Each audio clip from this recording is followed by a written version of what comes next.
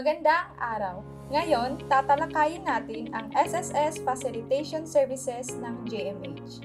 Para saan ba ang SSS Facilitation Service? Una, naglalayon itong mailapit ang serbisyo ng SSS dahilan sa malalayo ang mga SSS Servicing Office at karaniwang nasa lungsod lamang. Pangalawa, naglalayon itong mapadali ang pagpaparehistro sa SSS. Pangatlo, naglalayon itong maging komportable ang pagbabayad ng contribution sa pamamagitan ng SSS Members Contribution Loan. At panghuli, ito ay naglalayong tulungan ang mga kasapi sa kanilang mga SSS concerns. Sa pagpaparehistro sa SSS, ang bawat kasapi ay kinakailangang magtalaga ng kanyang magiging benepisyaryo at dependent. Ano nga ba ang pagkakaiba ng benepisyaryo at dependent? Ang benepisyaryo ay ang kwalipikado makatanggap ng benepisyo ng isang kasapi na nag-retire, na-disable o kaya naman namatay. Ang benepisyaryo ay ang mga sumusunod.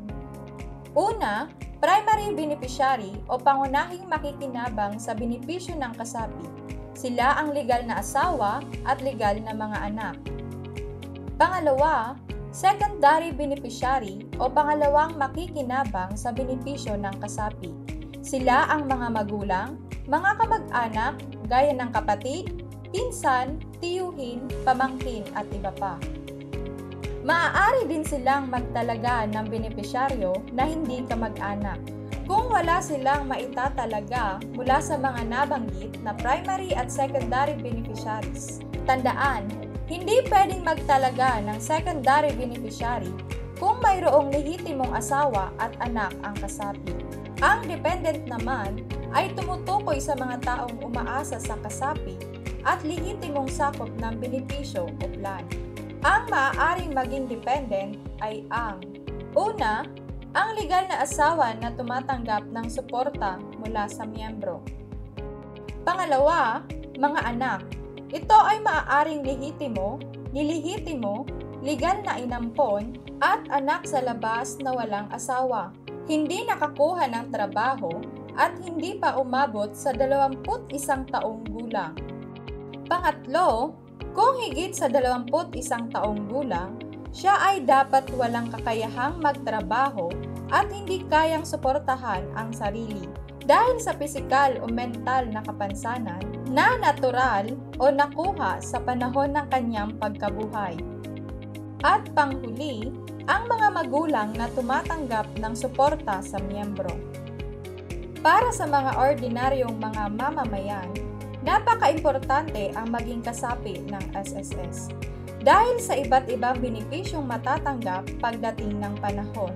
Ang mga benepisyo para sa mga self-employed ay nahahati sa dalawang kategorya, ang short-term benefits at ang long-term benefits. Short-term benefits, sickness benefits, ang allowance na binabayaran sa kasapi para sa mga araw na siya ay hindi makapagtrabaho dahil sa pagkakasakit o pinsala. Para maging kwalipikado sa benepisyong ito, ang kasapi ay kinakailangang mayroong hulog na hindi bababa sa 3 buwan sa loob ng 1 taon, bago ang quarter ng pagkakasakit. Kinakailangang ang kasapi ay na-confine sa ospital o pinayagang mag-home confine ng isang doktor sa loob ng hindi bababa sa 4 na araw. Maternity benefits. Ito ang allowance na ipinagkaloob sa isang babaeng kasapi na hindi makapasok sa trabaho dahil sa panganganak o nakunan. Para maging kwalipikado sa benepisyong ito, ang kasapi ay kinakailangang mayroong hulog na hindi bababa sa 3 buwan sa loob ng 1 taon, bago ang quarter ng panganganak o pagkakunan. Funeral benefit. Ito ay isang benepisyo na nagkakahalaga ng 20,000 piso hanggang 40,000 piso na ibinibigay sa sinumang nagbabayad ng mga gastos sa libing ng namatay na kasapi o pensioner. Sa benepisyong ito, ang kasapi ay kinakailangan lang na mayroong kahit isang hulog para maging kwalipikado. Long-term benefits. Disability benefit. Ito ay isang cash benefit na maaaring makuha sa pamamagitan ng buwanang pensyon o lump sum na ibinibigay sa isang kasapi na hindi na makapagtrabaho dahil sa nawala ng mga parte ng katawan o dahil sa permanenteng kapansanan. Kapag ang kasapi ay nakapaghulog na ng mahigit sa 36 na buwan, ang benepisyo ay maaaring matanggap kada buwan o pensyon. Subalit, kapag ang hulog ay mababa sa 36 na buwan, maaari lamang niyang matanggap ang benepisyo ng isahan o lump sum. Retirement benefits. Ito ay isang cash benefit na maaaring makuha sa pamamagitan ng buwanang pensyon o lump sum na binabayaran sa isang miyembro na hindi makapagtrabaho dahil sa katandaan. Death benefits. Ito ay isang cash benefit na maaaring makuha sa pamamagitan ng buwanang pensyon o lump sum na binabayaran sa mga benepisyaryo ng isang namatay na kasapi. Para matanggap ng benepisyaryo ang benepisyo ng buwanang pensyon, kinakailangang ang kasapi ay mayroong hulog na hindi bababa sa 36 na buwan. Ang JMH Microfinance Incorporated ay mayroong 3 serbisyo. Una, non-collection service. Ito ay ang serbisyo sa pagpaparehistro sa mga kasapi na nagnanais na magkaroon ng SSS number o magpalit ng membership type mula sa pagiging employed, voluntary, OFW papunta sa self-employed. Pangalawa ay ang collection service. Ito naman ay ang pagtanggap ng buwanang kontribusyon para sa SSS mula sa mga kasapi. Panghuli ay ang SSS Members Contribution Loan. Ito ay ang serbisyong pagpapahiram ng buong halagang babayaran sa SSS sa loob ng 6 na buwan. Ang kasaping kukuha ng Members Contribution Loan ay lingguhang maghuhulog sa JMH. Sino nga ba ang pwedeng mag-avail ng iba't ibang serbisyo sa ilalim ng JMH SSS Facilitation Service? Una, babae o lalaki na may edad na hindi palagpas ng 60 taong gulang sa araw ng pagpaparehistro. Pangalawa, dati ng kasapi ng JMH o bagong kasapi. Pangatlo, kasalukuyang kasapi ng SSS na ang kategorya ay employed, voluntary, OFW at non-working spouse na gusto magpapalit papuntang self-employed. Pang-apat, may buwanang kita na hindi bababa sa 4,000 piso. At panghuli, nabibilang sa sektor ng self-employed gaya ng mga mangingisda, magsasaka, mga nagtatrabaho sa palengke, maglalako, mga driver ng mga pampublikong sasakyan at iba pang kahalintulad na trabaho. Paano nga ba ang proseso ng non-collection service or registration? Ang mga sumusunod ay ang mga kakailanganing isumiting dokumento para sa pagpaparehistro. Ang mga interesadong kasapi ay kinakailangang kumplituhin at maipasa ang SSS Form E1 para sa enrollment, SSS Form E4 para naman sa pag-update ng kanilang status.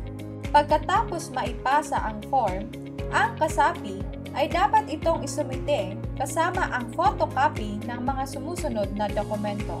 2 valid IDs na issue ng pamahalaan, PSA birth certificate ng principal member, dependents o beneficiaries. Ito ay dapat na malinaw at nababasa ng maayos. Marriage certificate, kung kasal, ito ay dapat na malinaw at nababasa ng maayos. May karapatan ang kumpanya na humiling ng karagdagang mga suportang dokumento kung ito ay itinuturing na kinakailangan para sa kumpletong pagsusuri at pagproseso. Ang collection service ay ang pagtanggap ng buwanang kontribusyon para sa mga kasapi ng SSS. Ang mga pwedeng mag-avail ng JMH SSS Collection Services ay ang mga sumusunod. Aktibong kasapi ng SSS na maaring naiparehistro sa pamamagitan ng JMH Non-Collection or Registration Services. Dating kasapi ng SSS na aktibong nagbabayad ng buwanang kontribusyon. Dating kasapi ng SSS na natigil na ang pagbabayad at nagnanais na muling magpatuloy sa pagbabayad. Para sa mga kasapi ng JMH na nais na magbayad ng kanilang buwanang kontribusyon sa SSS, magbayad lamang ng kanilang buwanang kontribusyon sa kanilang account officer. Ang pangatlong serbisyo ay ang SSS Members Contribution Loan. Sa Members Contribution Loan, ang sinumang magnanais na maghulog ng contribution sa SSS ay idadaan sa isang kasunduan sa pamamagitan ng paghiram sa GMH ng halagang pambayad sa SSS sa loob ng isang partikular na cycle kung saan ito ay babayaran nila sa GMH linggo-linggo. Ang kwalifikasyon sa pag-avail ng SSS Members Contribution Loan ay kaparehas ng kwalifikasyon sa collection and non-collection facilitation. Ang sinumang interesadong mag-avail ng SSS Members Contribution Loan ay kinakailangang mag-fill out ng loan application form at iba pang dokumentong kailangan. Tandaan, sa SSS Members Contribution Loan, walang cash na ibibigay sa mga nag-avail dahil ang halaga ng kanilang hiniram o loan ay siyang magiging pambayad sa kanilang buwanang kontribusyon sa SSS. Ang araw ng release ay isasabay sa araw ng weekly center meeting. Ang bagong kasapi ay kinakailangang magbigay ng halagang 200 piso para sa paunang deposito bago ang schedule ng release. Loan Term and Amortization Schedule. Ang SSS Members Contribution Loan ay may terminong 6 na buwan. Ang lingguhang babayaran ng kasapi ay ang mga sumusunod. Una, principal loan na kung saan ito ay kabuuang contribution sa SSS sa loob ng 6 na buwan. Halimbawa, ang minimum na monthly contribution ay nagkakahalaga ng 570 sa loob ng 6 na buwan. Ito ay may total na 3,420 pesos. At kapag bagong kasapi, isasama ang babayaran sa insurance, ang principal ay nagkakahalaga ng 596.45 samantala 261.36 naman para sa asawa, kapatid o anak na lagpas na 21 taon. Ang mga anak ay nagkakahalaga ng 46.39 bawat isa at maximum ng 3 anak ang pwedeng ipa-insure. May 2 uri ng forma ng SSS ang kinakailangang punan depende sa kung ano ang transaksyon. Una, SSS Form E1. Para ito sa mga kukuha ng SSS number. SSS Form E4 kapag magpapalit ng payer type mula employed, voluntary, non-working spouse o OFW papunta sa self-employed. Tandaan, gumamit lamang ng itim na kulay na ballpen at ink at dapat nakakapitalize ang lahat ng sulat. Para makapag-avail ng mga benepisyo ng SSS, mag-avail na ng SSS Facilitation Services ng JMH Microfinance Incorporated.